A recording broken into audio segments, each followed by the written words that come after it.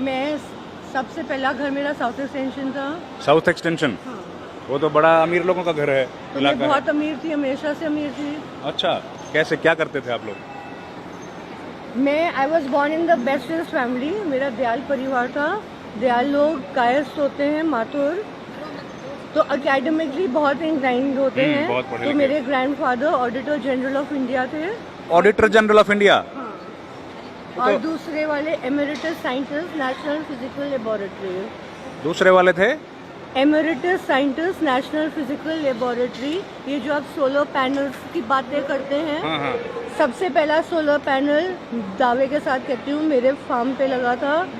क्योंकि उस ज़माने में किसी को इस बारे में जानकारी नहीं थी, तो ये मेरे नाना लोग जो साइंटिस्ट थे, इन लोगों ने आपस में घर आसपास इसीलिए खरीदे थे ताकि वो इस पे काम कर सके। तो मेरे नाना 70s में खड़े होके सूरज की रोशनी, किरण कहाँ से आ रही है, कितनी देर तक, वो ग्लास पे देखते रहते थे। और हम छोटे छोटे होते थे, हम सोचते थे पता नहीं नाना क्या करते हैं, ये तब समझ नहीं आते थे। आज के दिन मेरे को समझ में आता है कि वो कितने फॉरवर्ड मूविंग थे। तो उसके बाद आपने क्या किया, पढ़ाई लिखाई?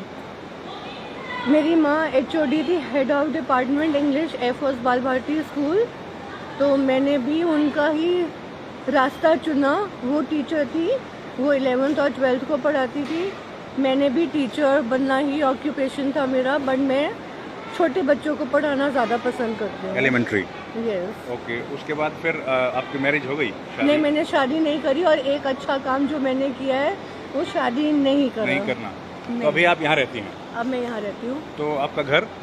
मैंने घर नहीं खरीदा, इसकी एक ही कारण है कि हमारा फाइनेंशियल रुइन होता रहा और अमीरी से गरीबी इतनी छाई कि मेरा परिवार एक एक करते करते सबका ऑलमोस्ट देहांत हो गया।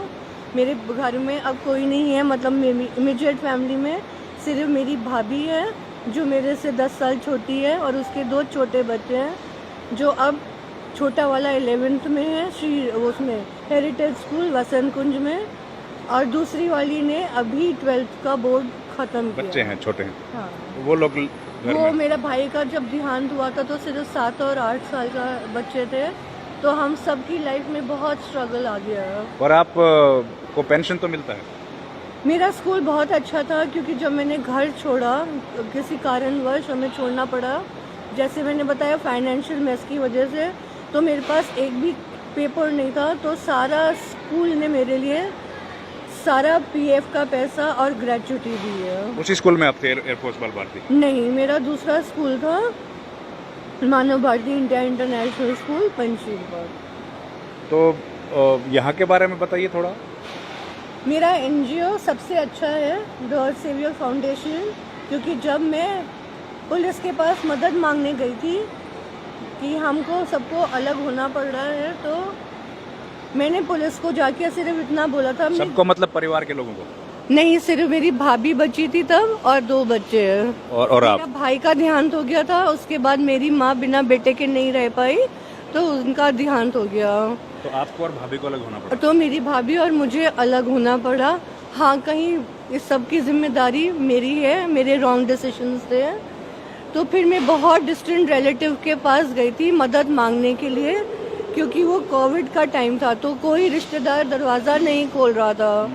तो मेरी सिस्टर को भी मैंने बोला, मुझे पता है दरवाज़ा तो तुम खोलोगी नहीं, अब पुलिस को बुलवाओ और मेरे लिए कुछ करो। तो आज़ाद अपार्टमेंट में खड़ी थी, तो किसी आदमी ने आके बोला कि वो द अर्थ सेवियर फाउंडेशन को जानते हैं और वो बहुत सुरक्षित जगह है। तो मेरे लिए फॉर्चुनेट फिर यहाँ पर आए। एक बहुत अच्छी चीज़ थी कि यहाँ पर तो आपका सिक्योरिटी बचपन जो है वो तो बहुत अमीर परिवार में आपका बीता? मैंने कभी गरीबी देखी नहीं थी।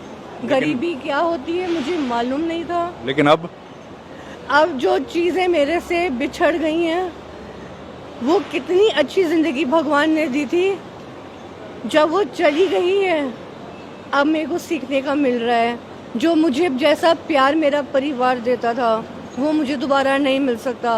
वो जो ज़िंदगी मैंने लाइफस्टाइल लीड करी थी, हर संडे को मेरे पापा मुझे 5 स्टार में ताज मानसिंह रोड पे जो है वहाँ मचान है कॉफ़ी शॉप, वहाँ हमारी टेबल भी रिजर्व रहती थी, हम रोज हर संडे जाते थे।